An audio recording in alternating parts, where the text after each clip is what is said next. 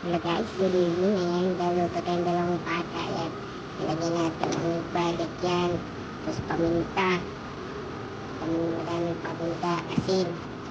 Madaming asin parang lumasa. Tapos, lagyan natin ng mainit na tubig yan para mabilis magpalambot. Ayan, kumukulo na. Tapos luluto na agad yan. 30 minutes natin pinakuluan yan, boy.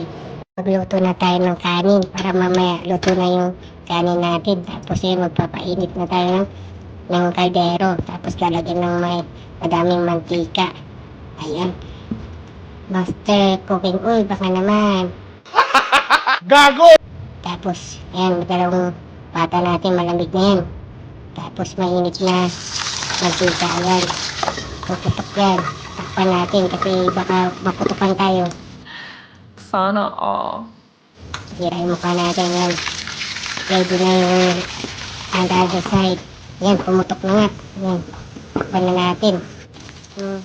Ready na to for the second time. Ayan, balik pa rin natin. Ayun, hindi ko nabalik ka ng ayos. Yan, ready na. Malamig na yan. Ready na yan. Yan, takpan natin. Yan, pumutok. Tapos yan, boy. Tapos mukhang ready na to.